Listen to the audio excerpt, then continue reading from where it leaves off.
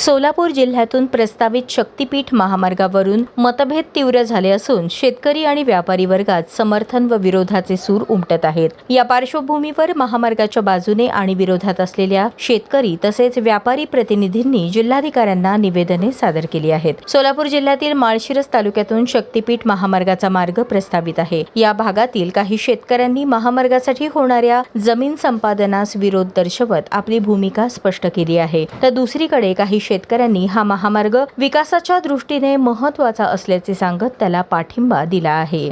माळशिरस तालुक्यातील 12 गावातून हा शक्तीपीठ महामार्ग जातोय आणि या 12 गावातील जे शेतकरी बाधित होत आहे त्यापैकी फक्त 5 ते 10% शेतकऱ्यांचाच विरोध आहे। 90% शेतकऱ्यांचं, मी जबाबदारीने बोलतोय, 90% शेतकऱ्यांचं या शक्तीपीठ महामार्गास समर्थन आहे। आदरणीय कलेक्टर साहेबांना आज आम्ही भेटलो। कलेक्टर साहेबांनी जवळपास 40 मिनिटं आम्हाला वेळ दिला आणि 40 मिनिटाच्या वेळामध्ये ज्या काही आमच्या मनामध्ये शंका होत्या त्या शंका त्यांनी आम्हाला आम्ही त्यांना सांगितल्या आणि त्यापैकी 50% शंकांचं निरसन आदरणीय कलेक्टर साहेबांनी केलं आहे। उर्वरित 50% शंकांचं निरसन येत्या कालावधीमध्ये 15/2ची नोटीस निघाल्यानंतर कलेक्टर साहेब करणार आहेत असं आश्वस्त केलं। सगळ्यात महत्त्वाची गोष्ट या शक्तीपीठ महामार्गामध्ये अशी आहे की शेतकऱ्याला या जमिनी गेल्यानंतर मोबदला किती मिळणार आणि सरकारकडून किती मोबदला दिला जाणार आणि कधी जाहीर केला जाणार, हाही प्रश्न आम्ही आदरणीय जिल्हाधिकारी साहेबांना विचारला। जिल्हाधिकारी साहेबांनी सांगितलं की जास्तीत जास्त जुलै एंडपर्यंत सरकारकडून शेतकऱ्यांना मोबदला किती दिला जातोय हे आम्ही जाहीर करू। दरम्यान वैराग येथील व्यापाऱ्यांनीही महामार्गाच्या प्रस्तावित मार्गाबाबत आक्षेप नोंदवला आहे। वैराग नगरपंचायतीच्या हद्दीतून जाणारा शक्तीपीठ महामार्ग रद्द करून तो नगरपंचायतीच्या बाहेरील भागातून नेण्यात यावा अशी मागणी व्यापाऱ्यांनी जिल्हाधिकाऱ्यांकडे निवेदनाद्वारे केली आहे। मी चंद्रकांत नारायण खेंदाड, तालुका बार्शी, वैराग नगरपंचायतच्या हद्दीतून म्हणजे वैराग शहरातून हा महामार्ग शक्तीपीठ हा महामार्ग जात आहे। पूर्वी वैराग शहरातूनच सुरत चेन्नई महामार्ग गेलेला आहे अवघ्या 500 मीटर अंतरावरून आणि त्याचंही ट्रम्पेट वैरागमध्ये झालेला आहे।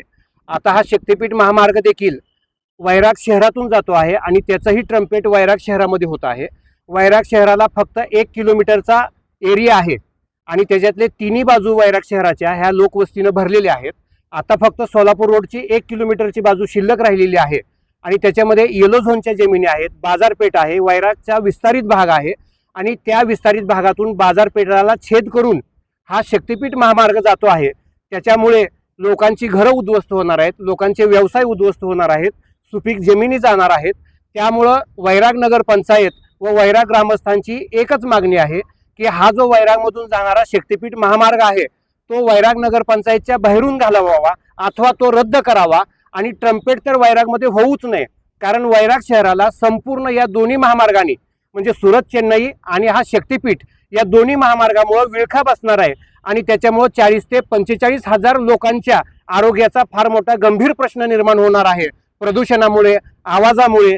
त्यामुळं संपूर्ण वैरागवासियांची व नगरपंचायतची आमची एकच मागणी आहे की वैरागमधला ट्रम्पेट हा रद्द झाला पाहिजे आणि पूर्व दिशेला तो 4.5-5 किलोमीटरवरती तो हलवला गेला पाहिजे आणि तिथून बायपास काढून तो सोलापूर रोडला जोडण्यात आला पाहिजे। एकीकडे विकासाच्या दृष्टीने महामार्गाला पाठिंबा मिळत असताना दुसरीकडे जमीन संपादन आणि स्थानिक व्यापारावर होणाऱ्या परिणामांबाबत चिंता व्यक्त केली आहे। त्यामुळे शक्तीपीठ महामार्गाचा मुद्दा सध्या सोलापूर जिल्ह्यात चर्चेचा विषय ठरला आहे।